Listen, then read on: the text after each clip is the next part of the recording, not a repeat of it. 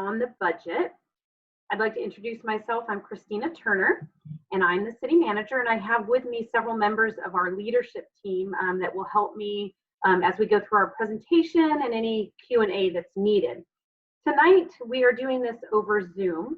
It is a consistent format with what we've been using for our council meetings and our planning commission meetings. Unfortunately, due to some of the security issues with Zoom and unfortunately what happened with our neighboring city, we thought it would be best to go to this format, which is consistent with the council meetings. So all of us are considered panelists, and as an attendee, you can raise your hand or ask a question in the chat feature, and then what we'll go ahead and do is unmute your mic when it's time for questions and comments, and then you can go ahead and speak. And so what I'm going to go ahead and do is I'm going to share my screen, and we have a PowerPoint for you this evening. So I'm going to go ahead and do that right now.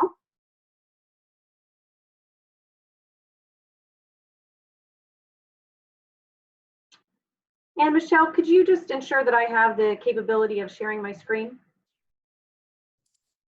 Yes, give me one sec. Okay, you should be good now. Excellent, thank you.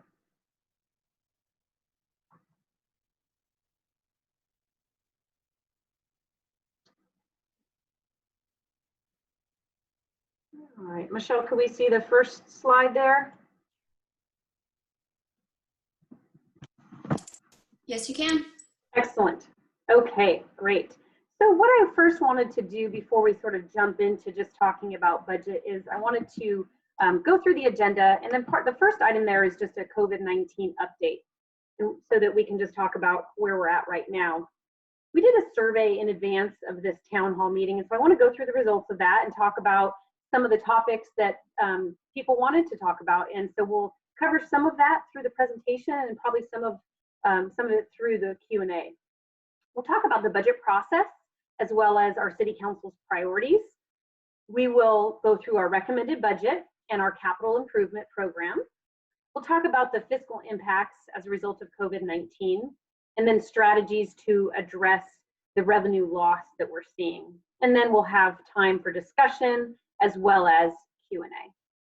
And so first, just to talk about COVID-19 and where we're at in an update. So first of all, you probably saw that yesterday we put out more information about the new order that's going to become effective after this one expires, so basically on May 4th. And as you probably saw, the shelter-in-place order is still in effect, and there have been some restrictions that have been lessened, but for the most part, it's pretty similar to what's in place now. So restrictions regarding construction have lessened, and so we'll see a lot more construction work going on. And then there's also been some restrictions that have been lifted on certain child care for essential workers and those that have to work. And then also some restrictions lifted on outdoor activities. But for the most part, it's still shelter in place. City Hall and other facilities will still be closed. So to talk a little bit about what our city has done in response to COVID-19. So one, I hope that each and every one of you is receiving updates from us. So we send out a few things. So one is we do a weekly 411. And so that comes from the city of Morgan Hill. You probably see that coming from our communications and engagement director, Maureen Tobin. And so that goes out weekly. In addition to that, if you're signed up for our updates, we do updates on COVID-19 when there are significant updates. So it's been about 1 to 2 a week recently, and in the earlier part of the shelter in place, it was a little bit more often. We also have a wealth of information on our website, both for residents, for businesses, about COVID-19 and things that we're doing in our city. So we declared a local emergency, as did all of the cities in the county. And a couple things that we put in place. So one is we put in an emergency order that prohibits rent increases. We've put out guidance to local businesses on the shelter-in-place orders. And one of the biggest things that's going to help us, especially you'll see as we talk about the budget, is advocating for funding. One of the other ways that we've been involved with the county specifically is with DePaul Health Center here in Morgan Hill. They're currently using that as a test site, so they've been in conversation with us. And so when we got information about that, we pushed that out to the community. And they're also in the process of rehabbing the hospital facility.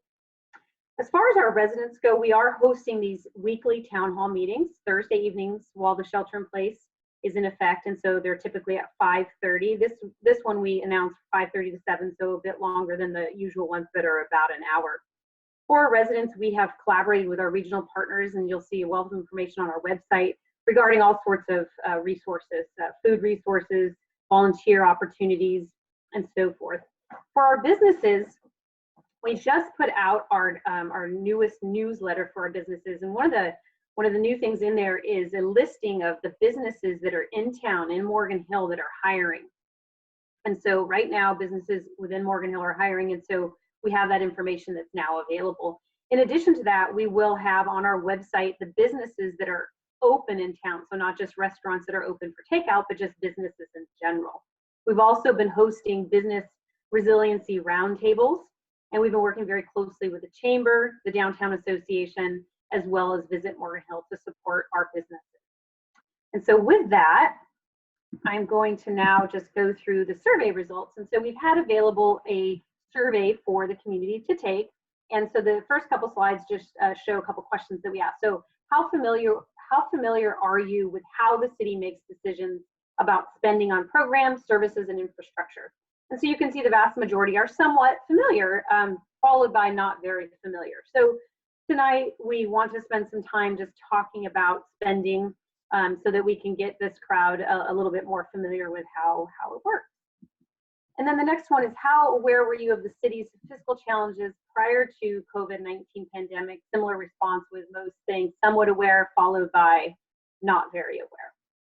We also asked the question, what sort of topics do you want to hear and be involved with a discussion on? So public safety, short and long-term plan for fiscal sustainability, infrastructure, the senior center, development, new housing, and SB 330, small business sustainability, and then other revenue generating options for future consideration. In addition to that, we posed the question about ideas to address the city's fiscal challenges. And so a couple topical areas. One is personnel. The next is economic development. The concept that no single department, division, or program should be untouched, and that we should open the city for business. And in addition to that, high priority programs that were reported in the survey. So 1, public safety, 2, economic development, 3, other adult services.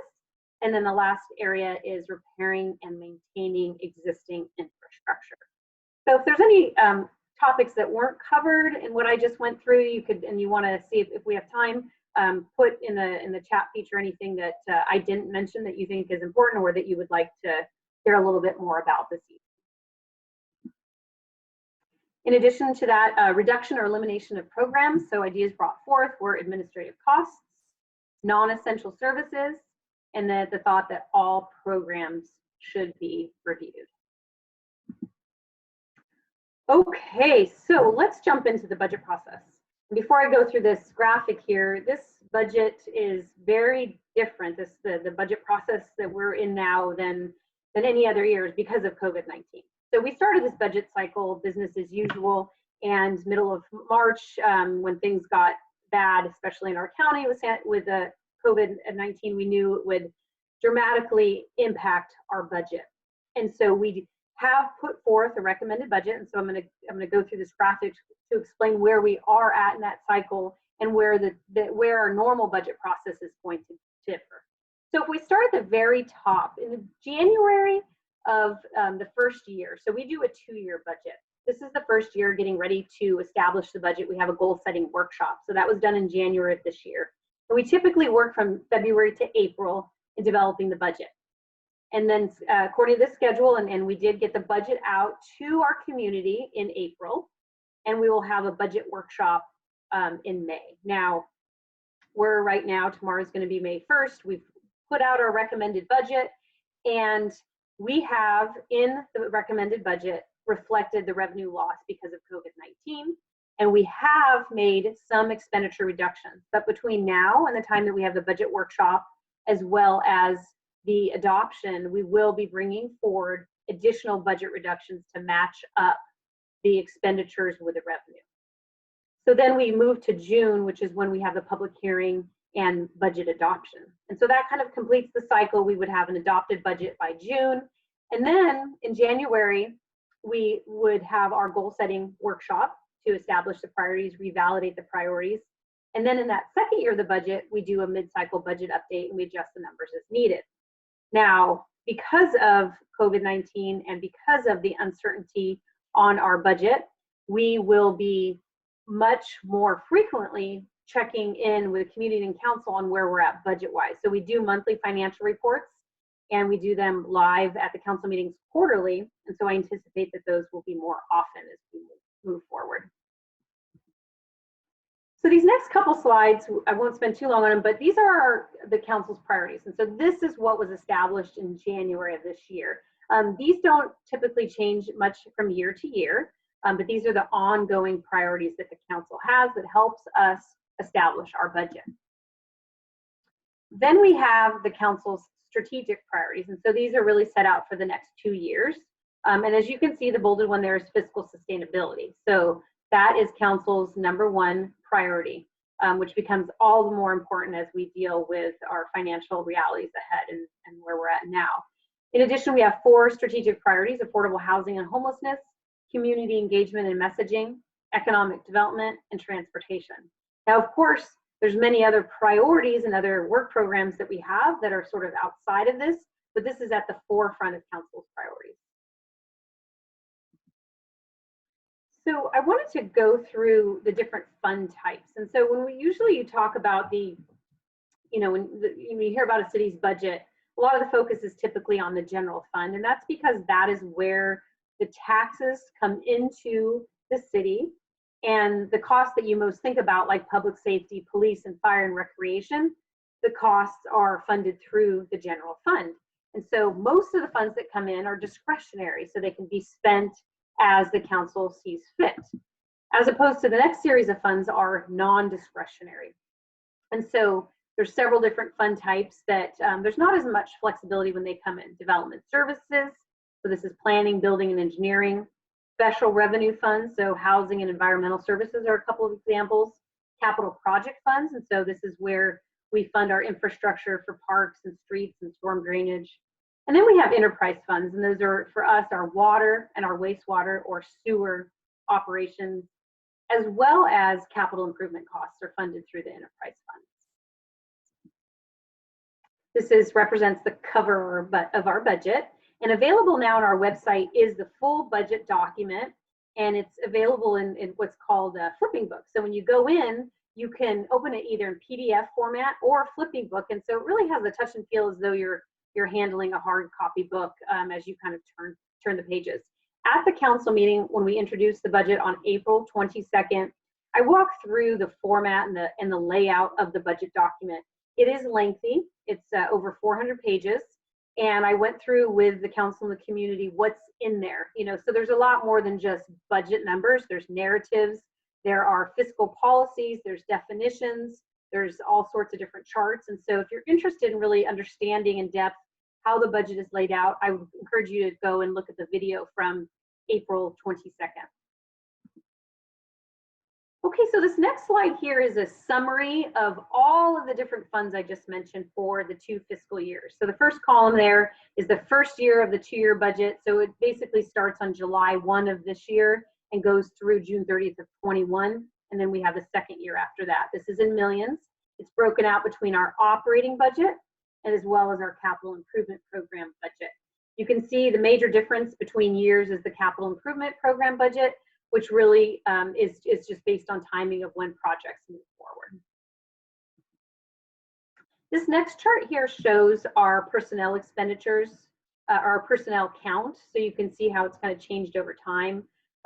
Before the Great Recession hit, we were at 202 full-time equivalents. We dropped and started picking back up, and we haven't recovered position-wise from where we were at the Great Recession. You can also see the blue bar chart lines represent the population, and so we haven't quite kept up with the population growth. We do assume a 2% population growth for the 2 recommended years of 21 and 22. And the next couple charts just break down our expenditures. both in total and as well as the general fund. So this one here shows all funds. And so you can see the primary expenditures are projects, and then salaries, which represents personnel costs for salaries as well as benefits, and then followed by supplies and services.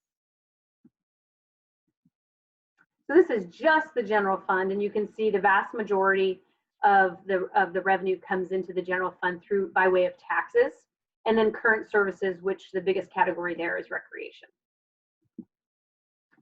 So these next charts really try to demonstrate our primary revenue categories to the general fund.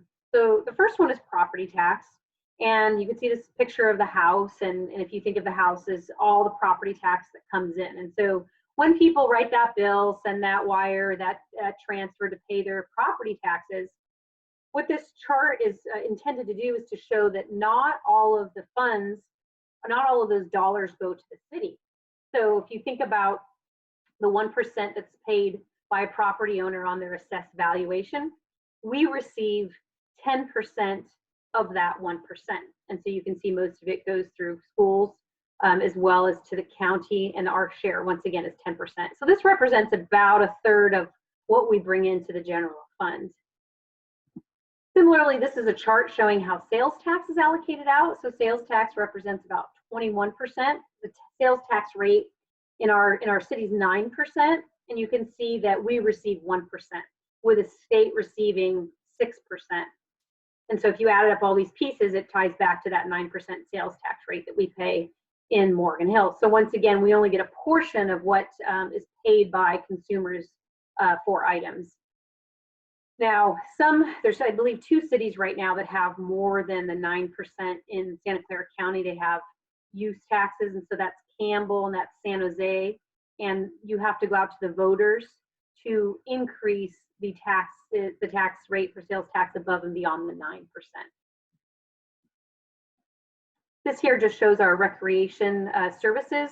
So we bring in quite a bit of revenue through our recreation program. It represents about 15% of our general fund.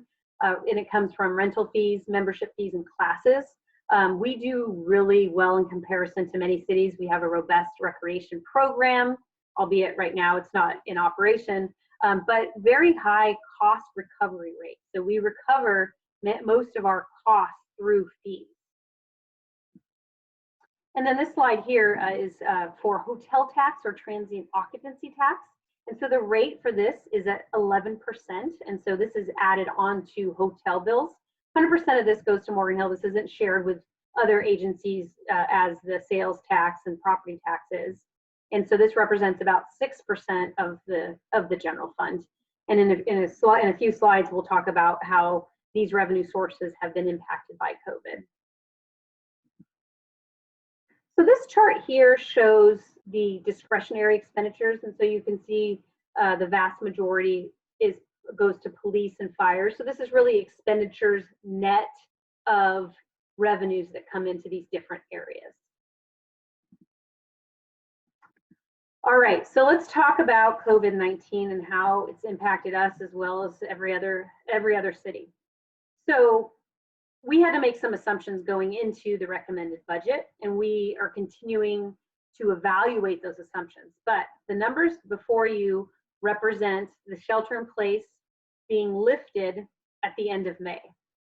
Now, the order that goes into effect on May 4th is supposed to go through May 31st. The next bullet says we assume that there's a phase back in services and programs. So on June 1, the assumption isn't that all lights get turned on and doors get reopened, but rather we phase back in. We've assumed reduced revenues and some increased expenditures. And some of this is similar to what we saw in the Great Recession, but some would say that it's going to be worse than what we had in the Great Recession. We had a bit more of a warning for the Great Recession, but it's interesting to draw comparisons and contrast between what we're dealing with now with what we dealt with in the Great Recession. So this chart shows our initial take, which we're continuing to evaluate on how COVID is going to impact our major revenue sources. So these numbers represent not totals in these categories, but rather how much revenue we anticipate losing in each of these different categories. And so just going down the list here. So property taxes is the one that we don't think is going to be hit as hard as the others. Their property taxes are collected in arrears. So when you have an economic downturn, it takes a while to feel it because of how it's collected. We do see a reduction here. We show 0.6 in 21-22, and this is based on talking with and working with the county in the thought that there might be some additional Prop 8 temporary reassessments of properties.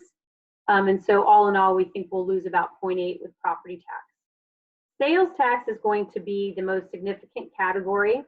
And this number, as we move, towards May 15th, our budget workshop in June, I'm pretty sure this number is going to be larger because of the closure of our businesses. But we assume we'll lose about $4.8 million as we're not seeing the sales tax. We have certain restaurants that are open for takeout. They're getting fractions of what they normally bring in revenue-wise. In addition to that, auto sales not happening, retail not open. Recreation, that's another category where our facilities are closed. We're not seeing the rentals, and each month, each week that we're closed, these numbers will just become bigger. And so as we see what happens with the shelter-in-place orders and as the restrictions are lifted and how things get phased back, it's really going to play into the membership fees that we receive as well as the rentals. And then the hotel tax that I mentioned, when we put these numbers together, we were at about a 20% occupancy rate, which is significantly lower than business as usual. And then the last row here is Fund 206. So this represents development services, planning, building, and engineering. We anticipate a significant loss here.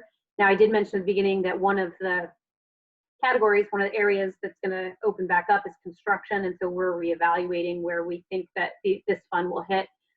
This fund will have a deficit, and so it's listed in this table because it will have an impact on the general fund. So what have we done as far as expenditure adjustments? What's included in our numbers? Well, one, we assume the recreation facilities are closed. We assume a hiring freeze, and that is for public safety. That the exception is for public safety. So what this means is as positions become vacant, we won't automatically recruit for the positions. The exception here is public safety, and there might be some other exceptions, but we'll deal with those on a case-by-case basis. We assume that the recreation cost reductions are based on the gradual reopening, as I mentioned. We've taken out election contract services, so this is above and beyond what we would normally have for council elections. We assume a drawdown on our general liability insurance reserve, as we will use some of those funds for additional unemployment claims as we are self-insured. And then our budget represents building maintenance projects that have been, some of which have been lessened in our budget document. Christina, this is Michelle. Yes.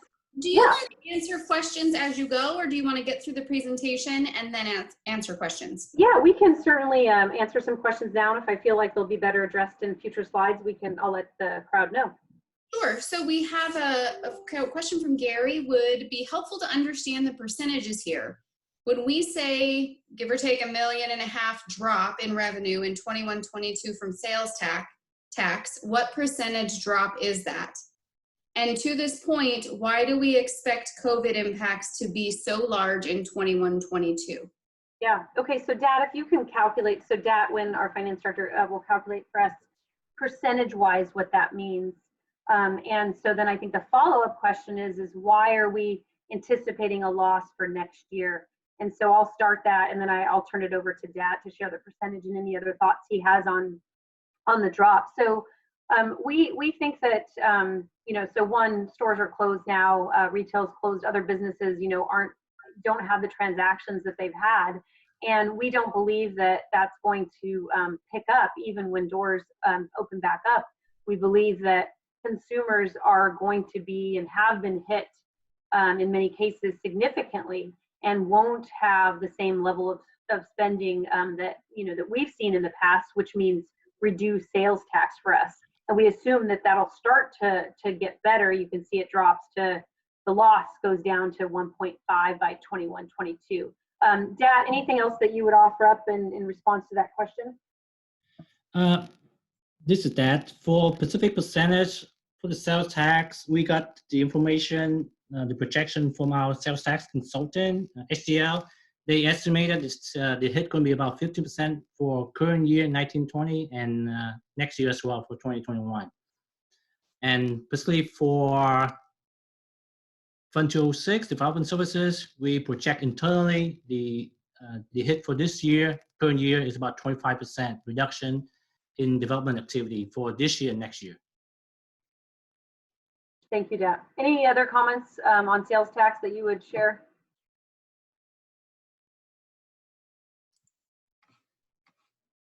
No. Is there a question for me? Oh yeah, Joe, the question was on sales tax, you know, why the significant drop also in next fiscal year? And I addressed that just by saying that people aren't going to be, we're not going to see the same spending habits. Anything else you would add to that? Yeah, that's true. This is based on basically the consultant just used the model, what happened to the city sales tax during the Great Recession. And again, this model may be correct or not correct, but we will review each of these segments. As you have mentioned, Christina, some segment of the sales tax will impact more severely than the other, such as the restaurants, even though the shelter in place should be lifted or by the end of this month, and how that will impact or how restaurant, how owners will be operating in future will depend on the guidelines that will provide by the CDC and the county and state. Okay. Same thing with some of the you know, other businesses. Yeah, and so I saw the question. So fiscal year 21, Michelle responded back that starts July 1. Fiscal year 21. Well, so the way we do our year, so fiscal year 20-21. So that starts July 1st of 2020, goes to June 30th of 21. So then the next year would start July 1 of 2021. And then I guess the other question is not just on sales tax, but why the loss also in 2021. So I mean, if we look at hotel tax, for instance, you know, this assumes that people aren't going to go back to their normal travel habits. And so what that might mean is, you know, even construction, you know, hopefully that'll pick back up quicker, but, you know, are we going to see the construction workers coming in and staying in our town? Are we going to see the tourists coming in? Or, you know, are we going to see, you know, that will gradually come back? In addition to that, we also, you know, have our outdoor sports center, which draws tournaments, you know, so getting those bigger tournaments back in place is going to require some of the restrictions to be lifted on social distancing for some sports, and so that might impact the numbers that we see on hotel tax. Okay, Michelle, any other questions? Jim Sergi is asking if we can still build Hale Avenue soon, 2020, or the next year's budget. Yeah, and I'm going to ask Chris to jump on and just to give a quick update on where we're at with our Hale Avenue extension and why that project is important to get moving. Yeah, we could still continue building it. We have funding allocated through Measure B and the VTA for us to begin construction. We hope to bid the project this summer and begin construction in the fall. And the project is funded, and that funding is through sales tax that's already been collected and appropriated from the VTA. So we believe we'll be able to continue to move forward. The timing we're waiting on, or timing it with, is the flood control project that we also expect a major portion to get under construction about the same time. So we're because those projects share the same area, the timing of both of those has to be integrated. So that leads to the timing as well. Great. Michelle, any other questions right now? Yes, Nick Geich has asked, have we built into the assumptions the percent of businesses that may not survive the crisis and how that impacts the loss projections? Yeah, and Dat, you can add to this. So, I mean, I think that this reflects some loss of businesses in total, but not to a great extent. I mean, I think that this is just the first look, which assumes that most businesses open their doors back up, you know, and as we know more, you know, we will update the numbers to reflect closures. Dat, anything else in addition to that? Sure. I just want to reiterate that you mentioned earlier, this projection rate here was done like a few weeks ago. So things have changed definitely. Again, it depends on the severity of the crisis, how long the shelter-in-place could play out. If the shelter-in-place play out a longer time, I agree with you that potentially business could be never come back, and we may have to adjust some of this projection. And that's exactly what we're doing right now.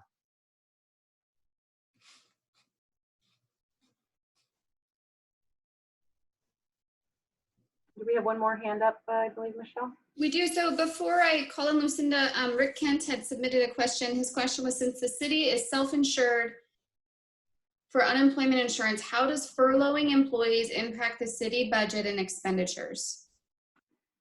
Yeah, so that's a good question. So being self-insured means that, you know, we are paying the unemployment bill rather than the state.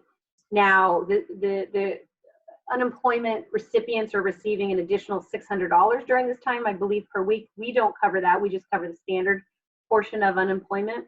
And so we do cover that. So hopefully that answers that question, Rick.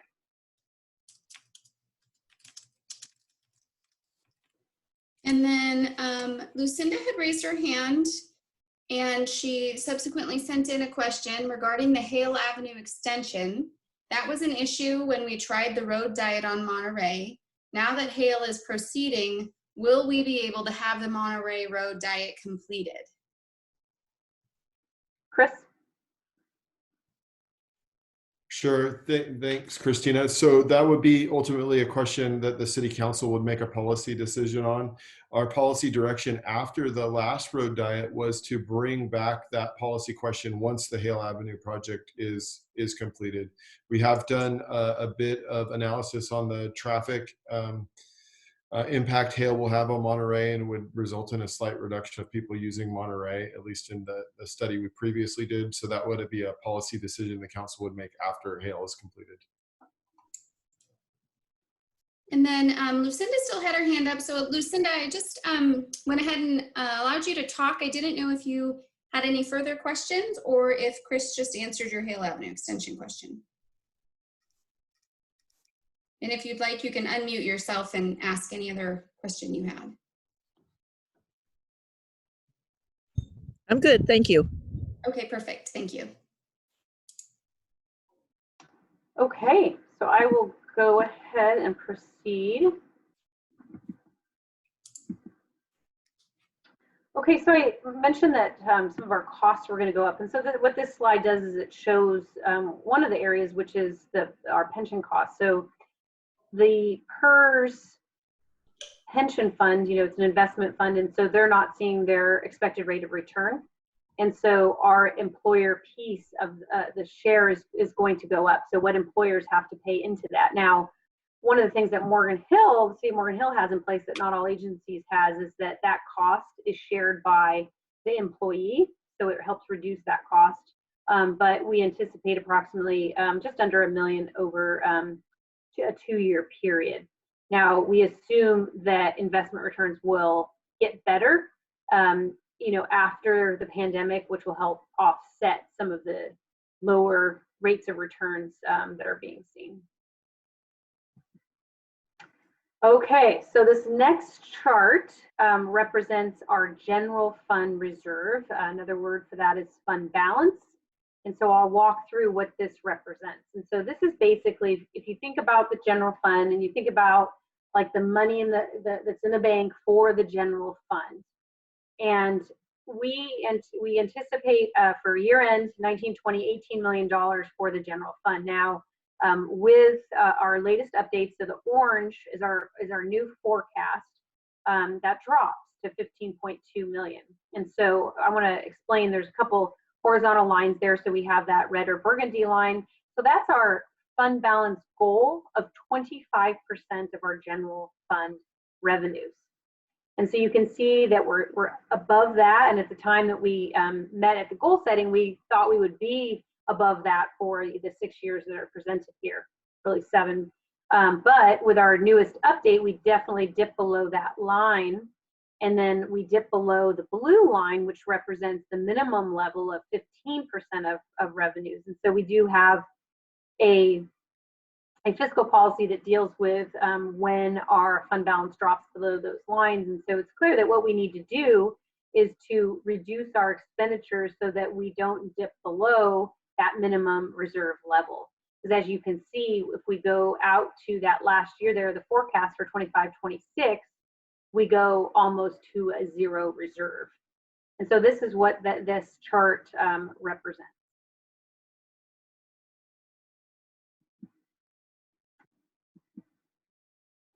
Okay. So what this chart does is it shows our major tax revenue comparison with all the other cities in the county per capita. So you can see the first line that I brought in was property tax. So you can see what all the agencies receive there. And then the next line is sales tax. And then transient occupancy tax, which is the hotel tax. And then the next line that comes in for many of the agencies is utility tax, the red. And as you can see, Morgan Hill does not have a utility tax. We brought that to the voters several years ago and that failed. And so that is not a revenue source that we have. And then business licenses. So pretty small for us, and it's bigger in other cities. And so what this shows is that we are the lowest when we look at our major tax revenue by or per capita, which is basically when you look at it by population. That blue horizontal line there matches up with what the county average is, so we're below that county line. And so what this chart is intended to show is that we're the lowest. You know, we receive the lowest tax dollars per capita, and it, you know, also hopefully shows, you know, that based on the services that we provide, we do a whole lot with the tax revenue that we do receive. So above and beyond what's programmed into our budget, we've talked in the past and we've updated it on this slide. We do have unfunded needs. So these are needs that are not captured in the expenditures of our general fund. And so they total about $6 million. And so these are just, once again, not programmed into our budgeted expenditures. So we did a police and fire master plan, and it showed that a study that showed that we need additional police resources to the tune of just above $1 million. For fire, we need to build a third fire station, and so we need to be able to staff that third fire station, so that's just over $2 million. And then we have some other areas like building and maintenance, pavement rehab, and street maintenance that are unfunded needs. Now, the pavement rehab numbers, so that's for our streets, that we just provided a report for. Chris provided a report at the last council meeting, so that number has gone down. And so it's measured. Our streets are measured by our pavement condition index, and so it shows on average how our streets are. And so that index went up, and so we're at like a 73 out of 100, just by way of average. And so we now anticipate that there's 1.1 million of need that we're not putting towards our streets that we would need to be at to keep it at that PCI of about 73. The bottom line there is the operational loss due to our residential development control system. So since the late 70s, the city of Morgan Hill was kind of able to grow in a smart, controlled fashion by a voter-approved measure. And it only allowed a certain number of units to be allocated each year. And so the most recent measure was 215 units per year. And so it was allowed for measured growth each year, and also had a population ceiling so that by 2035, the thought that was that our population wouldn't exceed 58,200. Now, because of the housing crisis, the state Senate Bill 330 passed, and so growth control measures like ours are no longer allowed. And our growth control measure brought in about $1 million that we were able to use towards different programs operationally. And because that program has been suspended, that's a loss to our budget of about $1 million. Christina, I've got a couple questions. Sure. Going back to the previous slide, we got the question of why are we the lowest in the county? Yeah, so a couple different things here. So one on property taxes. So this is all based on our assessed valuation. The property tax share of how much we receive of that 1% assessed valuation was determined years ago. And bottom line is that our percentage is much lower than other agencies, and that's not something that can be changed. It is what it is. Sales tax, is based on our 1% of the 9%. The way that can be changed is of course more spending, but we don't have an incremental tax. We've in the past have tried, and so so far to date, the voters, haven't been supportive of an additional sales tax, that would come to Morgan Hill, and so that kind of caps that for now anyway. And then the transient occupancy tax, not all cities have this. Ours is at 11%. And then the utility tax, same with the add-on for the sales tax. We just haven't been successful to be able to have that as a tax, because once again, that has to be voter approved. Anything else that the leadership team wants to offer on explanation for that? Okay, Michelle, next question.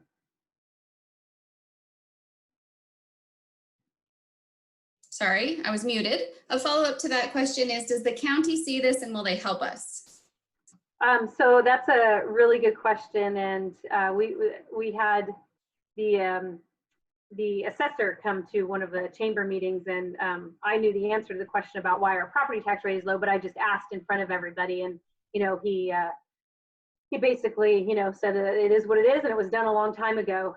So the county can't help us to help us pass an incremental sales and use tax like Campbell and San Jose have been able to do successfully.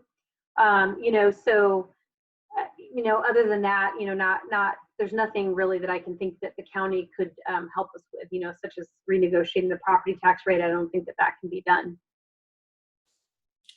Okay, and then moving forward 2 slides, David is asking what the difference between pavement rehabilitation and street maintenance is. Yeah, Mr. Guioni, Public Services Director.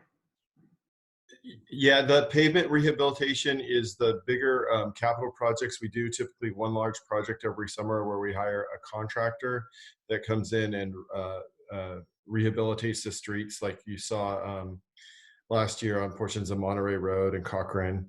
And then street maintenance is our day-to-day group of city staff that do potholes, repair sidewalks, clean the medians and things like that. So those are the people that are our own staff versus the big capital projects.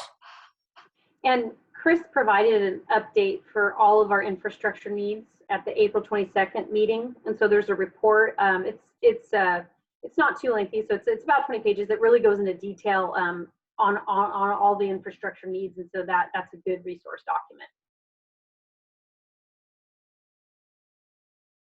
Okay, Seymour has asked, how will new business development help with the budget?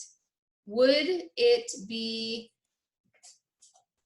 increase in sales tax or other taxes or fees or what? Yeah. Okay, so the question about business development. So as we bring new businesses into City of Morgan Hill, what does it work? How does it help us? And so I think Edith's blood pressure is rising and her energy is rising, and I'm sure she would love to respond to this question, and I'll just set the stage that economic development is one way in which we can enhance our revenue base and build up our tax base. And Edith can also probably mention impact fees as well. Edith, take it away. Sure, thank you, everybody. So business is part of the ecosystem for a sustainable economy. Businesses not only generate, as Christina mentioned, they generate sales tax. If there is a building, there is property tax that the city is getting. There could be TOT tax. There could be user tax. The city can receive revenue from a wide range of businesses. Ideally, you would want to have a diversified tax base. So when the economy has a slowdown in one area, there is enough of other areas supporting the sales tax revenue generation. So in addition to that, businesses generate employees, and employees end up shopping in your city, buying goods, eating at the restaurants, and that also increases the revenue for that city. Thank you, Edith. Michelle, any other questions right now? Yes, David is asking, how does the state's action to strike down slow or controlled growth initiatives affect the budget going forward? Yeah, that's a good question. So So basically, SB 330 and the Affordable Housing Act, really, the intention was to allow for more housing to be developed, and specifically affordable housing. And we, and specifically Leslie Little, our Assistant City Manager for Development Services, really lobbied and tried to work with the legislators, because in Morgan Hill, we've been highly successful in building affordable homes. And so much that 1 in 8 of our homes is basically deed restricted and affordable.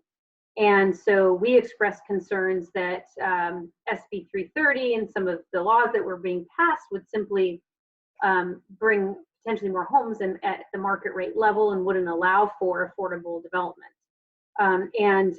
You know, went all the way to the governor's office with proposed amendments to it. Specifically, the question was, you know, how is it going to impact our budget? Well, you know, a few different things, and I'll confirm if Leslie is on here, and she might want to kind of add to what I'm saying. But you know, a few things. So it'll be interesting to see, you know, what ends up happening by way of affordable housing development versus market rate housing development. And so we receive fees both on the from the general fund side and on the development impact fee side. But when we look at you know, in comparison, residential development versus commercial and industrial, so basically residential development you know, is a net cost for us. So we end up providing services, the cost of which exceeds the revenue that we bring in through taxes and through different fees, you know, from the residents, versus commercial and industrial growth, which you know, brings in more revenue than, you know, than the cost side of it. Leslie, would you like to add to that in the financial picture of, you know, how SB 330 is going to impact us for the next 5 years? Sure. I think that initially you discussed the fact, let me see if I can join with video. I think initially you discussed the fact that the city's residential development growth program in the past had provided us an opportunity to receive public benefits through our competition process. And so that was a net loss to us of about $1 million a year. And in years when we had more units that we were allocating, it was probably much larger than that. But that's kind of a direct cash issue. I think the next big issue that we think about is that it will just require us to process all residential projects, whether they're affordable projects or not.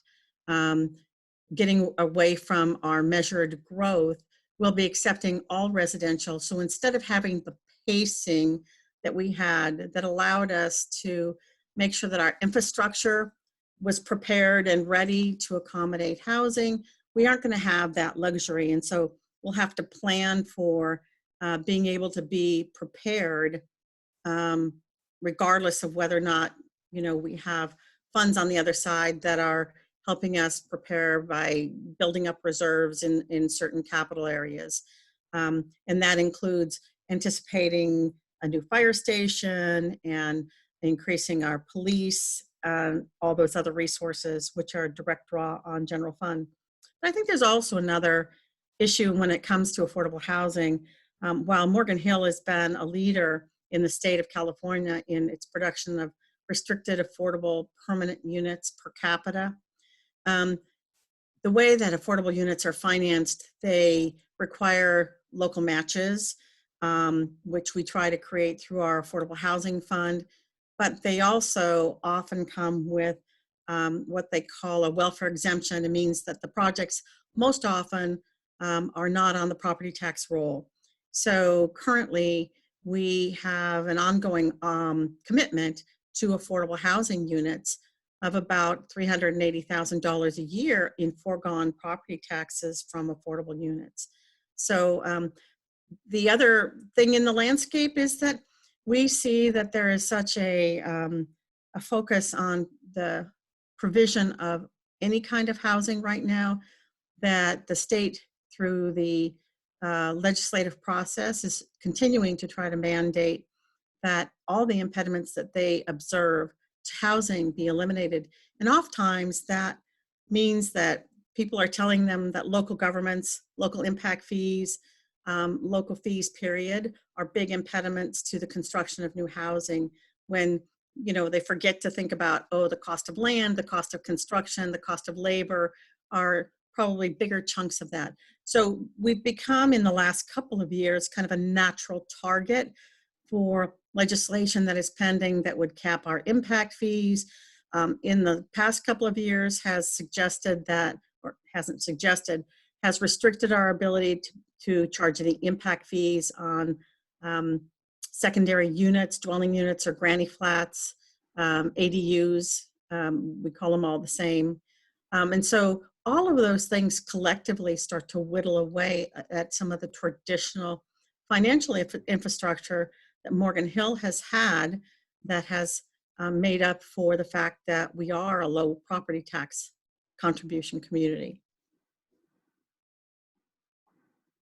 So the follow-up question is, let's see, maybe Michelle answered it, went away. But I think that the bottom line question was, so I think I'm hearing that, here it is. What I think I hear the city team is saying is that the impact will be a net negative on the budget. Is that correct? And that is absolutely correct. Then we have 2 road diet questions. The first is from Nick. Is it possible for policy decisions such as the road diet model be escalated to the council as one of many crisis management bridging solutions to jumpstart our local business activities during the upcoming modified shelter-in-place orders? And then in that same vein, Seymour is asking if the road diet on Monterey would bring in more city taxes. Yep. Chris, do you want to address the road diet? Sure. I mean, yeah, absolutely. When we did the road diet previously, it was set up in a temporary format that obviously can be done again. That costs dollars, as would doing it permanently as well. That could be those could be decisions that are made and have been reviewed before. Can we, I think we've had a similar question to say, just go ahead and close the streets so we can use that right now as an opportunity. We've said that is not in alignment with the shelter-in-place order to try and bring people to a place that is an event, which is fine. But on the road diet piece, that definitely could be a policy question that's brought forward.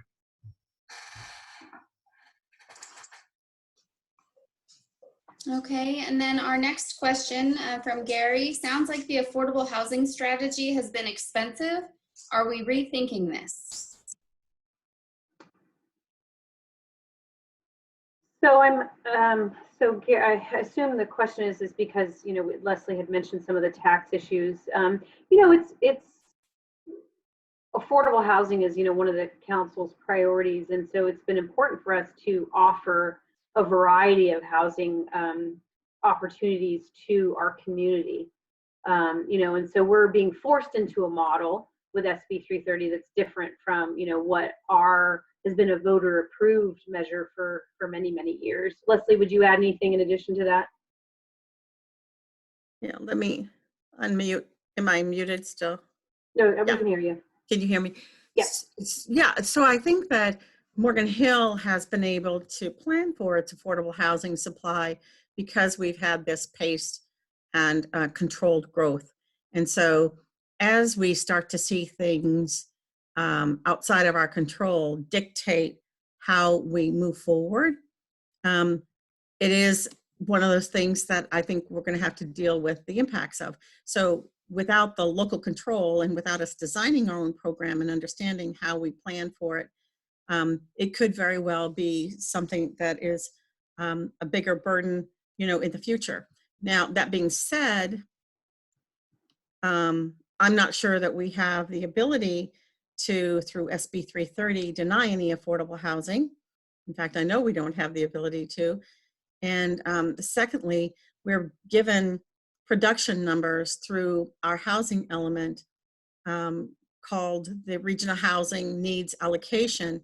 And they, the state, HCD, Housing and Community Development, actually establishes what cities' priorities should be for the kind of affordable housing and the level of affordability, meaning moderate, low, very low, extremely low. And they give us numbers and they give us goals that we are supposed to reach. The state has become more punitive if in fact you don't reach those goals. Morgan Hill is one of the few cities. In fact, we were just recently evaluated by an independent group and we received an A- for our production, but we're one of the very few who can actually, you know, get it together and have planned well enough to be able to produce at those levels. So it is just one of those things that we're going to have to deal with. It's not something that you can rethink because the state's not going to allow us to rethink.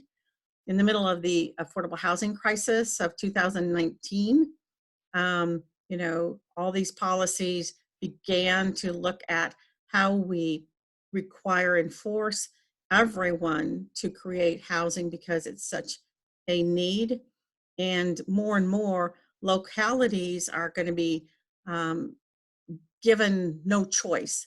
The choices are going to be taken away from us about designing our own local program. Okay. Michelle, did any other questions come in? Not yet. Okay. All right.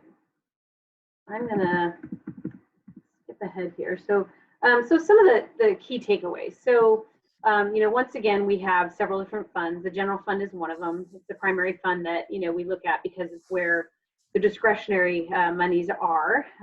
Vast majority are allocated to public safety, police, and fire, which are the council's priorities.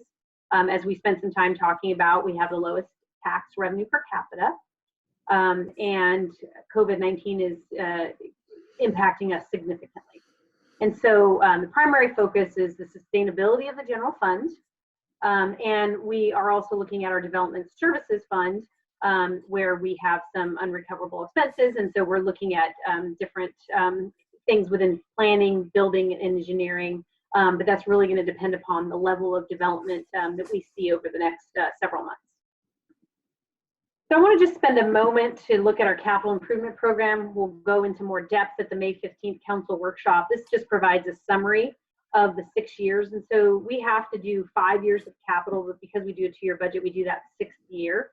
And so you can see that we break it out into different categories: parks and rec, public facilities, storm drainage, streets and roads, wastewater, and water. And that last column there provides the totals. So the vast majority of the projects are funded through development impact fees, as well as through grants. And then you see some pretty significant numbers there for wastewater and for water. And so, you know, those are covered through our enterprise fund. So our next slide shows the top 8 projects. And so just quickly list these off. So Hale Avenue, which Chris already spoke about. Sewer system repair and replacement. So that's going to be significant both in the 2 years, 2021 and 21-22. We also have a sewer plant expansion. So this is just a piece of it. We partner with Gilroy for the South County Regional Wastewater Authority. Our treatment plant is in Gilroy. We share that with them. And so we're embarking on an expansion of that plant. We have pavement rehab. We have our flood control project and a water supply facility and pipeline repair and replacement project, as well as storm system expansion. And then the last one that's listed there is for the Barella School for a park. So now moving into strategies to address the revenue losses. So multiple ways to address what we're seeing. So, you know, one is some use of reserves or fund balance, and that's happening, you know, right now this year because we're going to be spending more than we're bringing in due to this unanticipated shelter in place and the results that it has on our budget. The next line item there is to reduce our expenditures. So we will be bringing forward to council proposed expenditure reductions. We're looking at council's priorities, the community's priorities, and based on that, coming forward with additional expenditure reductions. In addition to that, we are trying to advocate, lobby for COVID-19 state and federal funds. Unfortunately, because of our size, we're sort of scoped out of some of the funding that has been available. So there's a benchmark for 500,000. And so cities with 500,000 are seeing funding. And unfortunately in California, that just means, I think it's like 4 cities. And so San Jose is one of those. And then there's the other benchmark is at the 50,000 population mark, and we're under that, you know. So our neighbor to the south, Gilroy, receives, you know, an allocation of, I think, 275,000. We have not because of our size. However, we are trying to lobby our legislators for funding that would go directly to us. Additional ways, you know, to help with some of the budget impacts, looking at new revenue sources, you know, which might be, you know, a ballot measure in the future, whether it be utility tax or sales tax or another type of ongoing revenue source. Christina, is this a good time to jump in with a couple questions? Absolutely. So Patrice has raised her hand, so I'm going to allow her to talk. Patrice, Okay. you can go right ahead. Thank you. Christina, can you go back 4 slides, please, to the expenditure projections for 6 years? Okay, so it the looks capital? like, I'm sorry, the capital improvement Yes. program. Okay, so it looks like the years 22 to 23, 23 to 24 are higher. Why those years? Yeah, so you can, so looking at 22, 23, 24, you can see wastewater there. And so there's a couple different projects going on. One is related to the sewer expansion project that I talked about in partnership with Gilroy. And so that's when the most significant dollars will be spent, because we'll be out of the design phase and into the construction phase. And then in addition to that, we have work that's being done on our sewer. So not split with Gilroy, but rather our sewer infrastructure. And so that's where you see the largest dollars. Does that address your question, Patrice? Yes, thank you. Mm-hmm. And then so I have a question that asks, number 8, is that land safe for a park? And then they elaborated Borrello School, park number 8. Okay. Chris, would you please talk about Borrello and what that represents? Yeah, so the city has had a many year-long partnership with the school district as it relates to the development of that site and creating a school park at the Borrello School site. So the city would help fund some of the park space there, and in addition to being a school, it would be a joint school park.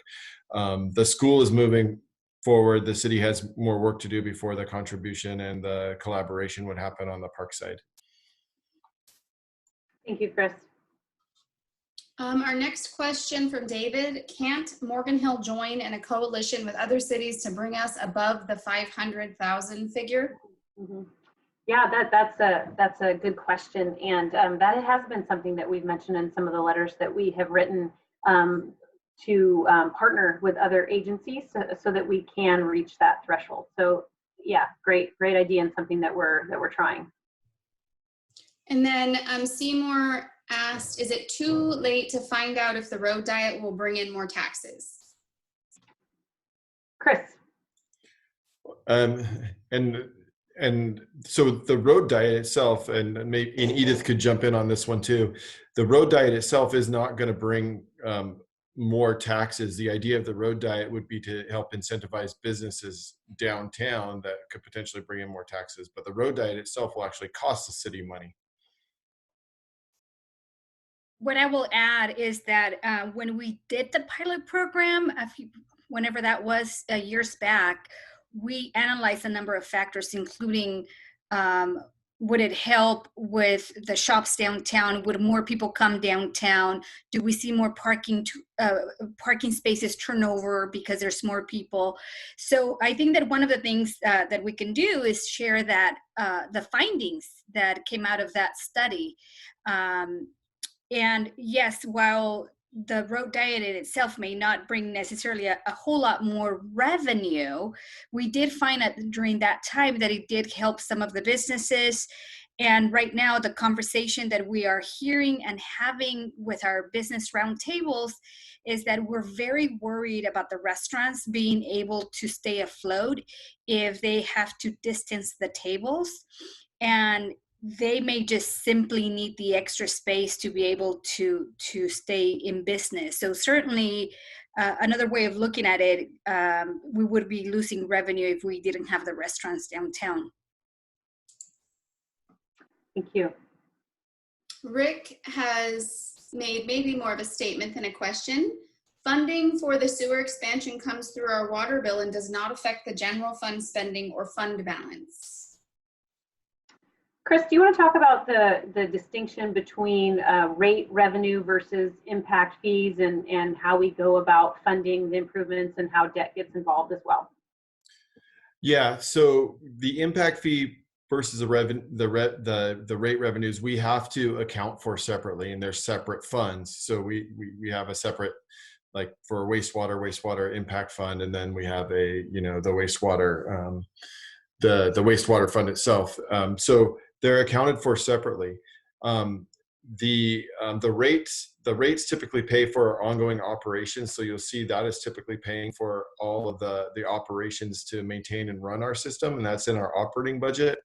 And then when you look to our capital budget, you'll see that many of the projects are either a impact fee funded project, such as the expansion of the treatment plant, as Christina talked about. That's due to new growth, that expansion. So that would be paid for by those impact fees.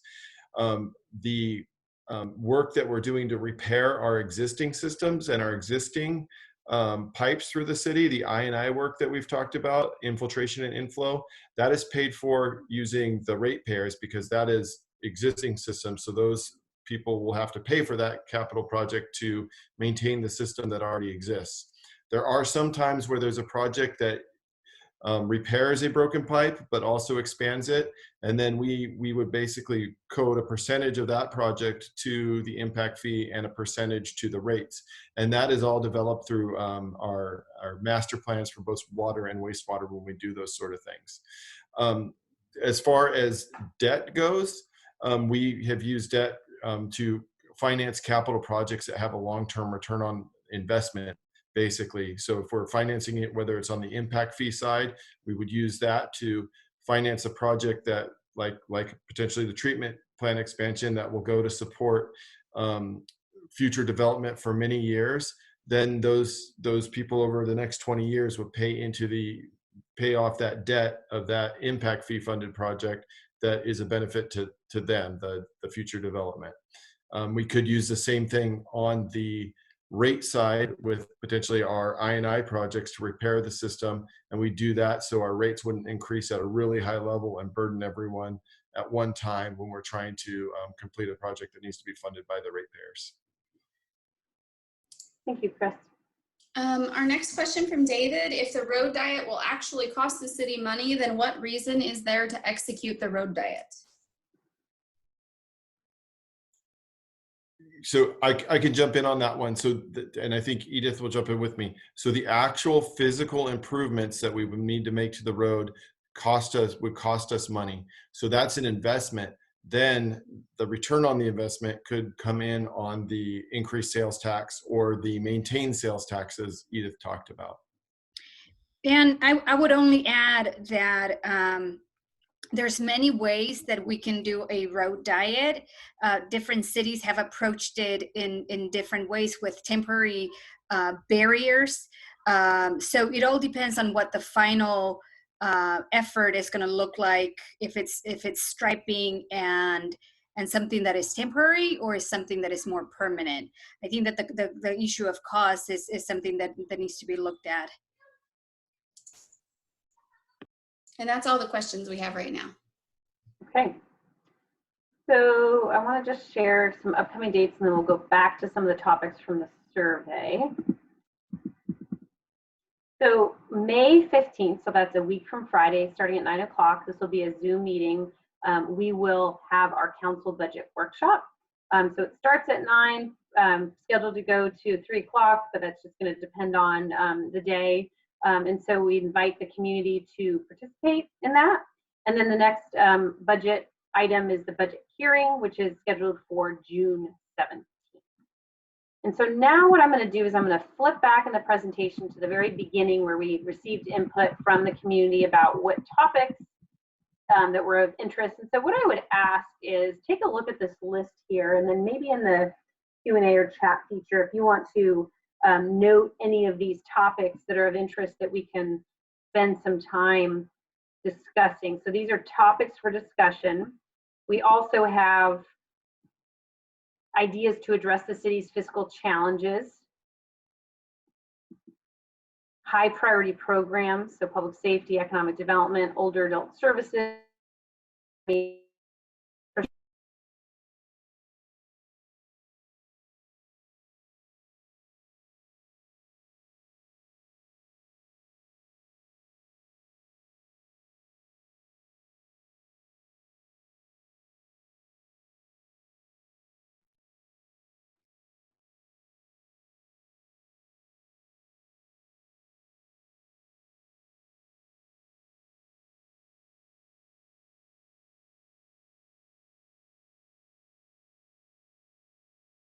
Okay, so a question came in, long-term, blue sky question. If we're working on sewer and water lines, couldn't we lay down 12-inch pipes parallel to the utilities to carry cable and fiber? The city could charge per GB per mile, just a thought. Let's see. Anybody want to? I can help Yeah. answer the logistic part of that question. So Yeah. we are looking at that, and we've talked about it on many of our projects, especially our new projects. There are some difficulties in doing that. So when we lay down our utilities in our roadways, we try to lay them down in kind of areas so that if there's a sewer issue, you're not having to cut through fiber to fix a sewer line. So we are looking at opportunities to do that as we do projects, our new projects. But there's some logistical hurdles to overcome because of the way our utilities sit in the roadways and the sidewalks, where it doesn't always work out well. And then the second piece why it doesn't just why we can't just do it really easily and put fiber through the town is most of our new pipelines that we're laying down are in those small new developments, not through the central core of the city. So it doesn't get us to that connectivity that we need. And when those new developments occur, we require that access or that broadband connectivity in those new areas, but it's getting it through the core that's difficult. Not saying it's impossible at all. It just makes it a bigger challenge and takes it a lot longer than you would think to actually implement it. So Chris, the next question here, is there a way that people in the city could help with a road diet? Well, I think, and this I don't know if there could be, so just to be really clear on the road diet, I think we have a lot of representation that think it's a good idea, at least from what I'm hearing from the call. When the council made this decision some time ago, there was a significant amount of opposition to it as well. So I think that policy decision would be something that would need to be debated and discussed again at the council level. How can residents help? Well, the physical improvements themselves are something we have to do, professionally and build that. What I think Edith mentioned before is some of those pieces, if the road diet were to occur, the businesses could take on some of the cost of improving those improvements in where the new road diet is, and that's typically how that would occur. So residents, more than unless residents wanted to contribute money to help fund the physical improvements the city is doing, I think the residents might have more of an opportunity to partner with businesses on what they're doing if it moved forward to that situation. I don't know if Edith has more thoughts on that.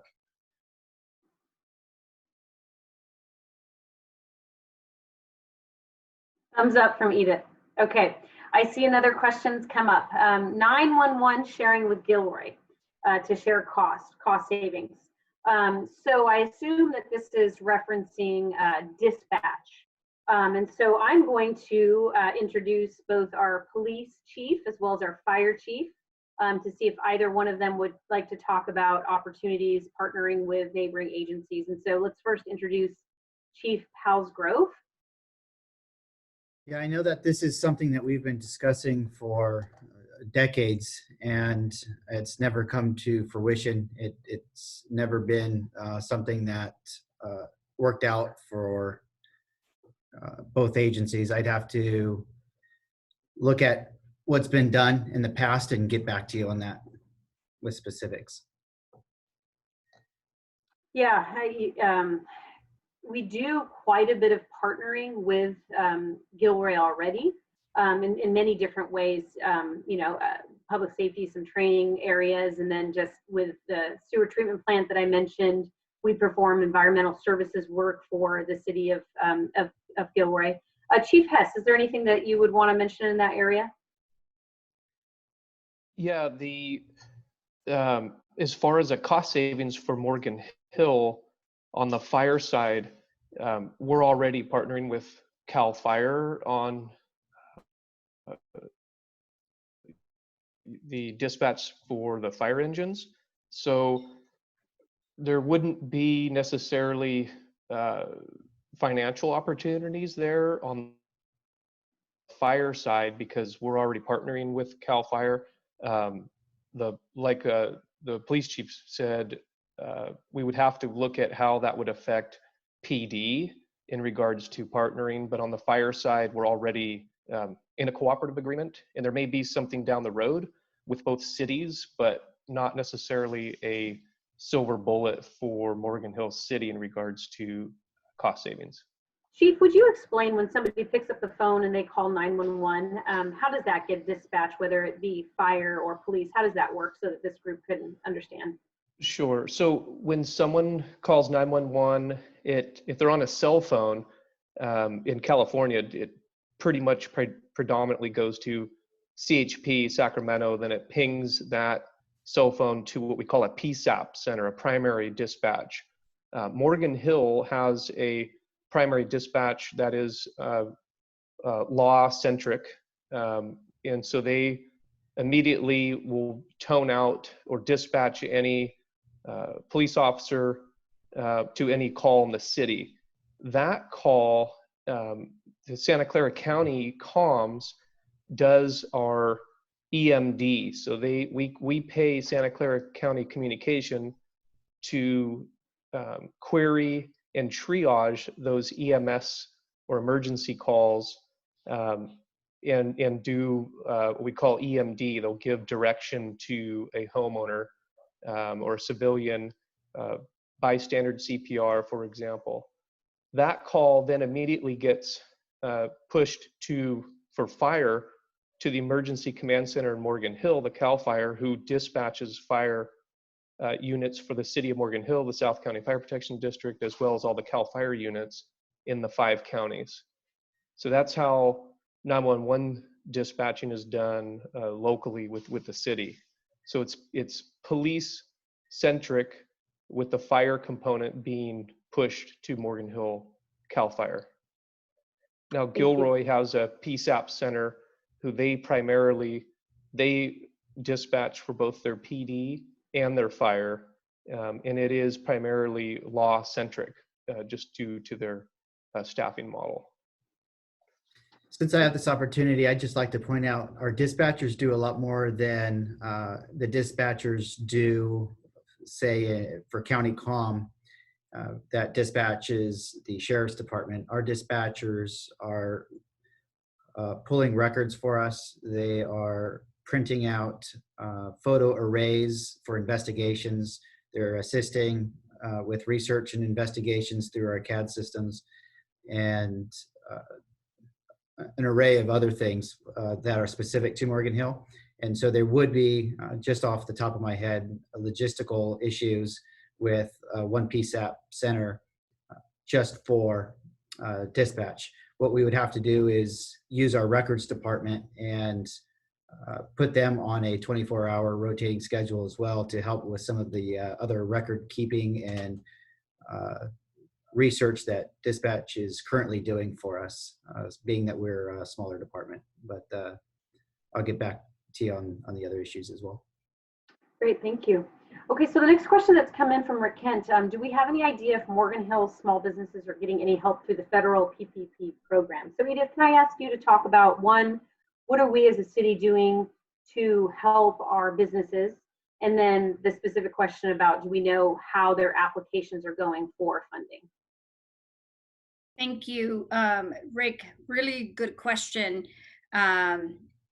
So on the city side, one of the things that we're doing to connect with our business community is we're working closely with our business partners, the Chamber, Visit Morgan Hill. We have a survey out where we are asking folks, how are they doing? How long can they last with this shelter-in-place order? Are they applying for programs, so on and so forth? We continue to receive responses. I think we got like 3 responses that I saw today. So we continue to receive responses from businesses. We're sending out newsletters to the business community from the city where we're trying to summarize the high level sort of like programs, what's new, what is, what new grants are available, so on and so forth. So as a matter of fact, yesterday we sent out our 3rd newsletter, where in addition to that, we're also sharing with folks what are the companies that are hiring. There's quite a few companies that are hiring here. To answer your question directly, Mr. Kent, we know that there's I would say, I don't know how to quantify it, but I would say that the majority of the businesses that have responded to the survey and that we have connected with, very much over 50% have applied for programs. We are seeing many of the businesses already say that they're starting to get their funding. As a matter of fact, today somebody sent an email to Olivia saying that they got funding. They were so happy and sent her an email. But at the same time, we're hearing from other folks that they still haven't heard anything from their banks, not even a call back. So one of the things that I've learned today in working with our NDC partner is that the backlog continues to be very long and heavy.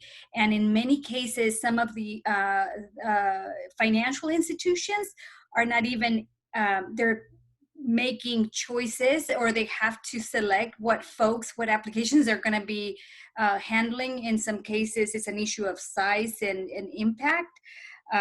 So it's, I know it's very difficult for our businesses. We are going to try to figure out how to quantify how many resources our business community was able to get, how much of that, hoping to look into that. Thank you, Edith. Thank you. Michelle, do we have any questions or any topical areas that this group has listed? I am not seeing any at the moment. I would just like to highlight, if I could, that we know that many people in the community would really like to be able to see who's participating and attending in these meetings, and I'm happy to tell you who's here. Safety and security of everybody participating is really the most important thing to us right now, and I'm sure you've all heard about these Zoom bombings or hackings, if you will, and we just, we really want to provide a safe place for public participation and engagement. And by doing so through the webinar platform, unfortunately, it's taken away our ability to let attendees see who else is participating. We have reached out to Zoom and are trying to see if there's a way to change that, because we would like to be able to show it as well. But I just wanted to share that with the community. Thank you, Michelle. Okay, we'll wait another minute to see if anything comes in. And we have established a email address that you can send in your questions. So if I could ask Maureen or Michelle or Dat to type that into the Q&A so that this group has that email address to ask any sort of questions that they have, and we can certainly follow up.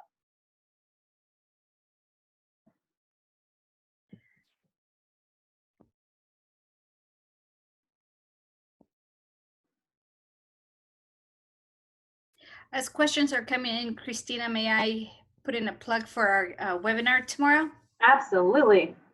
So tomorrow at 10:30, we are hosting a business resiliency roundtable for retail with guest speakers from FedEx, as well as the California Retailers Association.